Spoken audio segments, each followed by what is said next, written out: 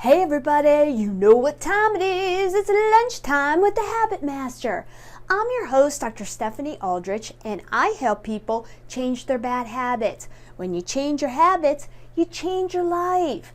Today is Mommy Monday, and we are going to talk about the one habit that your school district is not responsible for. Okay? That's what we're talking about today. So I was trolling around Facebook, and I came upon this little picture that somebody posted, and it says, a good education begins at home. You cannot blame a school for not nurturing values in your child that you have not instilled. You know, we rely on our teachers to do a lot of things, right? Some people value education. They value the knowledge and the skill sets that our kids are taught there, right? But then there are other people that don't value education, and they think it's just like a babysitting service until they're 18 and they can go out on their own. The first opinion really is the opinion that everyone should have. But you and I, being parents, we are responsible for starting to instill those values. And then we can let our kid kind of practice them in the real world, in not only out of the home, but also in the school setting, in the school atmosphere. So we're going to jump in right away and kind of go through 10 values. Of course, there's hundreds of values that are kind of more personal. Maybe, you know, there's certain things that you want to instill that maybe I don't necessarily find valuable to instill. But these are kind of the top 10 that if we as parents can kind of set these ground rules, kind of set the foundation for our kids, I know that they are going to be successful. I know these are values that I'm teaching my child, and this kid is just soaring and just doing so well. So let's jump right in. So the first thing, and these are in no particular order, right?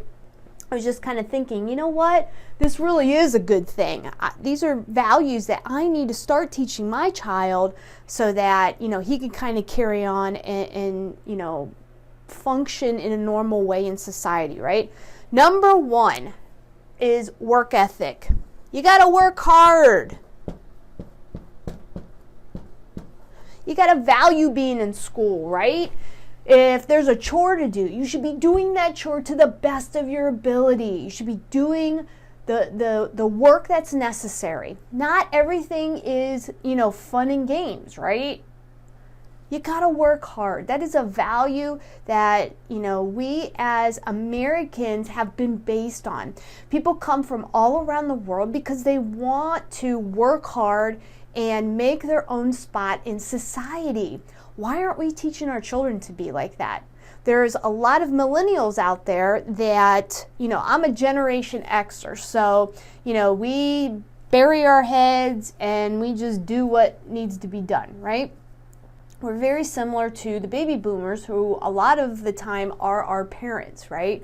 Or people of influence in our lives.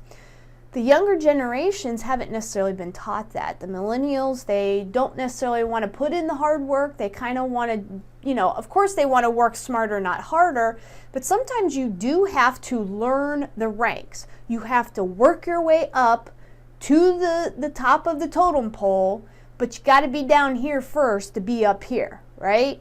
And I know for my son, I want him to learn work ethic, that it's okay to be a hard worker. It's okay to put in some hours, some time, some effort, some energy, because when you do that, you learn so much more along the way than if somebody were to just hand it to you. You know how to, you know, squash obstacles, to get around things. Problems can be solved easier when you've had that experience along the way. So work hard. There's nothing wrong with it. That's a value that every child should learn, is how to work hard. Okay? Number 2, simple manners. Why can't my son open the door for me or any other female that's around? What happened to those manners? Thank you. Please. No. Be polite about it. You know, if somebody is an authority figure, you listen to them. You are polite with them. What is wrong with instilling manners in your child? Okay? I know everybody has been a teenager and they want to, mouth off and do their own thing. That's okay. They have the right to try to, meander their way through to adulthood, right? But they need to learn manners. They need to learn politeness, to be nice to other people. This isn't hard stuff, folks, okay? But so many of these simple things are being looked over, and the kids just aren't soaking it in. And then they get to school, and does the teacher have time to teach 25 to 30 individual children how to be polite or how to have manners? Most of the time, he or she is exhausted and has enough on their plate with all these standardized tests and, rankings and all of this stuff. They don't have time to teach your child manners. So start at home. Make sure you drill it into them to be polite, to say please and thank you. It goes a long way. Number 3, in school, they're there to learn skills.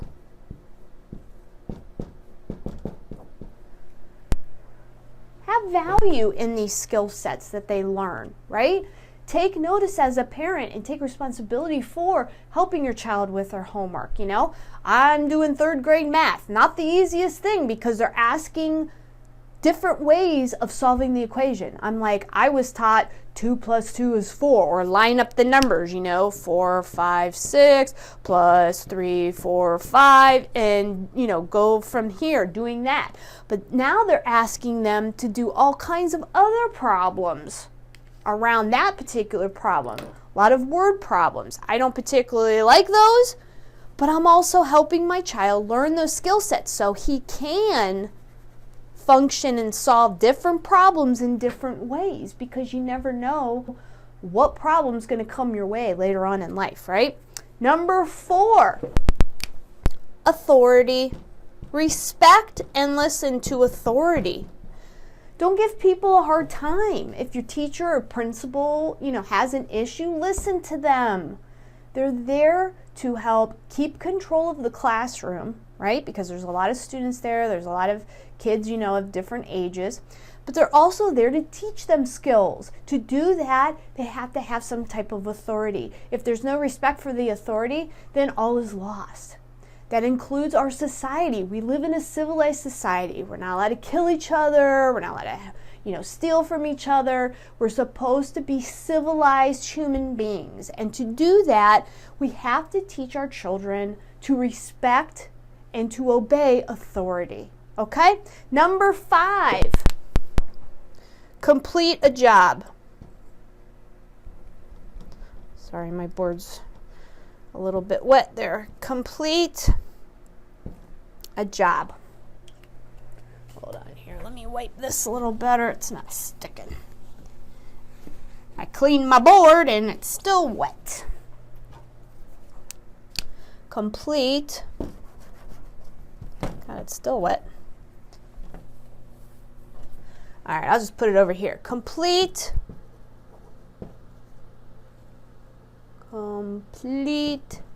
job. In our house, there's a little saying, 80-20, right? And it's not the 80-20, that 80% of things can be solved with 20% of other things, right? It's more of people in my household seem to love to do 80% of the job and not finish the last 20%. And I'm not going to throw anybody under the bus, but it's my spouse. So anyway, I'm trying to teach my son not to be like that, to finish the job. If you make a mess, you clean it up. So we made Buckeyes over the weekend, and keto Buckeyes. Okay, so low fat, no sugar, and no dairy too, and they're delicious. But I taught him that, okay, we got to get the stuff out, Then we're making things, and of course you got to freeze the peanut butter ball part so that then you can dip it in the melted chocolate, right? And you don't make a complete mess. Well, there's still stuff all over the place. Well, guess what? After we're done, we then have to clean up, put the kitchen back together, clean up the chocolate mess and the peanut butter mess, finish the task. Make sure that they're doing homework, they're doing an assignment, science project, whatever it is, that they actually finish the task. The definition of work is to complete the task fully, whatever it is. As an adult, you have to finish your projects, right? For you to meet your goal, you actually have to do certain steps and complete those steps to hit the goal. Kids need to be taught the same thing. They need to be taught that they need to complete the job, okay? Do their work. Number 6, and I'm just going to put that down here. Maybe it'll write now that it's dry. Focus.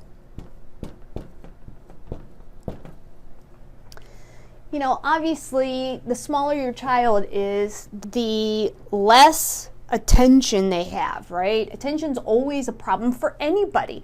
Nowadays, everybody wants to be on their phone. They don't even talk to each other anymore. You go to dinner with your spouse and they're checking their email. We have a no phone policy. If we're at the dinner table, electronics are put away because I want them to be able to focus on me.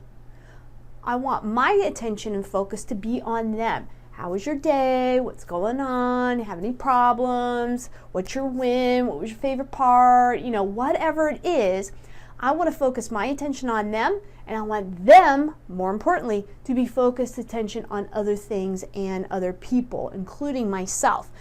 They need to have focus and on their work, on the skills, on the homework that their teacher assigns them. They gotta really build that focus muscle, okay? And the only way to do that is to allow them to complete the job and for them to do one thing at a time. Thing that I have been working on is I like to tell my son 3 things that he has to do. Well, he forgets, right? He doesn't have that type of memory attention yet. He's only 8. He does one thing and then he forgets the other 2 things, or he does 2 things and he forgets the 3rd thing. So what I do now is I tell him one thing at a time. Okay, you got to go make your bed. Let him make his bed, and I say, come and report back to me. We have other things to do. So he goes, he completes the task, and then he comes back. I have his attention. Okay, now it's time to feed the cat. He goes off, he does the feeding of the cat and waters her and gets everything cleaned up, and then he comes back to me. What else? We have to fold the laundry. Okay, we go off to the laundry room, Give them one task, let them finish it, and keep their attention focused on you and what they're doing. Number 7.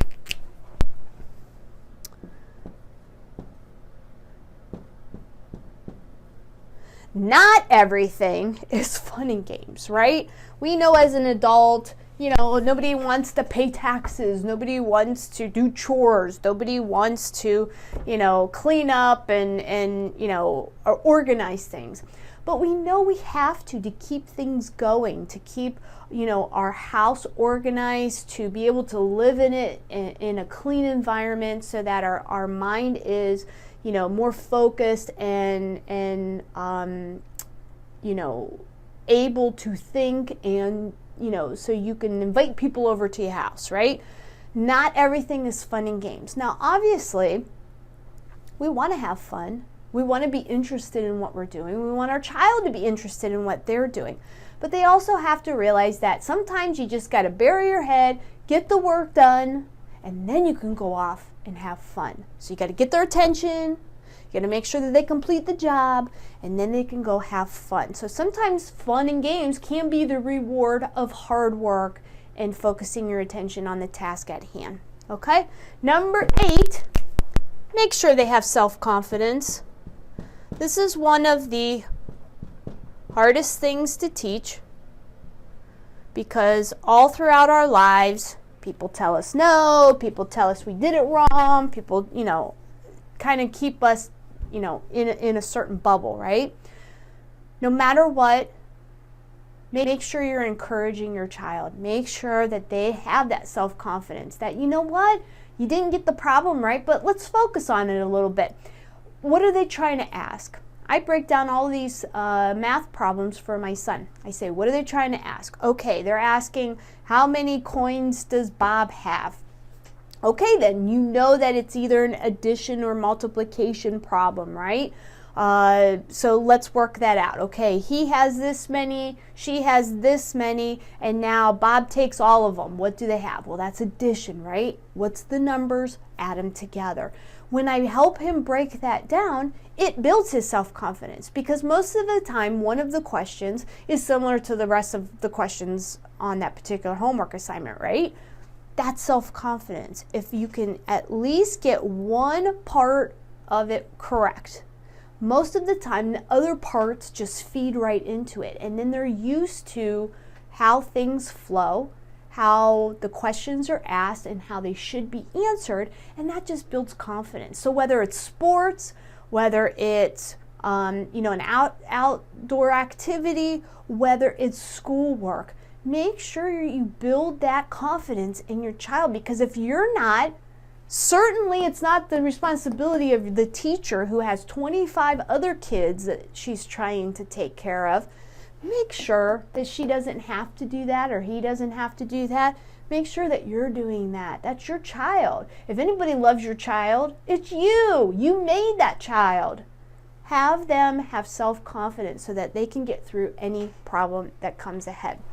Number 9 is the basic rule, the golden rule. Now, the golden rule has a little bit of religious, background to it, but it's just common sense. Treat someone else like you would want to be treated, right? Teach your child that. If there's somebody that doesn't have a friend on the playground, have them go and be their friend, right? Who cares?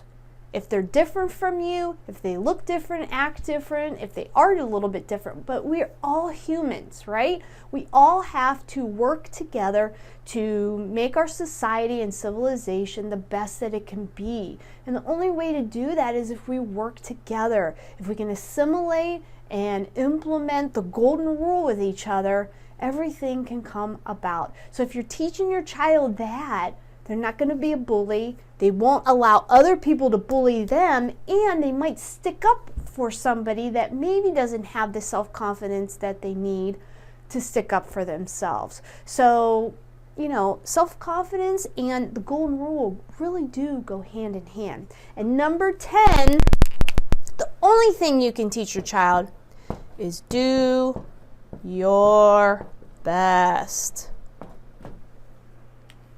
Not everybody's going to be the soccer star. Not everybody's going to be, Mozart, right? There's one Mozart, and he's dead. Do your best. That's all I can ask of you. That's all you can ask of me. I mess up. I lose my cool. Some days I'm a better parent than other days. Guess what? I'm just doing the best with the tools that I have. And that's all you can ask of your child. Maybe your child isn't very good at math or a certain type of reading skill or something like that. Let them do their best, because maybe they're not interested in that. Maybe they need, they're more interested in music or art or, physics or, more sciencey kind of things. Let them choose what they want to be good at, and just try to help them with the struggle of everything else just to get through it, so that they do have a well-rounded education, but that they can excel at the stuff that they are good at. So remember that the school is not responsible for teaching these values to your child. You and I are as parents. So I hope that helps everybody. Remember, you can grab a free copy of my book. It's called The Habit Formula, A Parent's Success Equation. It's the kids edition. It's going to help you build good habits in your child. Go to thehabitformulakids.com. And of course, 2020 is coming up. If you yourself want to change some habits so that you can hit the goals you want in the new year, go to thehabitformulabook.com. It's free. Upgrade your order and grab one of the courses and that's going to help you. It's going to walk you step by step. I do it all the time, and I am seeing so much progress in the people that have gotten this course. It's unbelievable. And I myself, it's kind of re-triggering my want and needs to build on the habits that I have. So that's it for me today. Make sure you check us out tomorrow, same time, same place. Look for Lunchtime with the Habit Master episodes. If you don't have a chance to check us out on Facebook Live, go to Spotify or iTunes. Also, check us out on YouTube and Instagram and TikTok. So that's it for me today. Hope you guys have a great day. Thanks for watching, and let's build good habits together.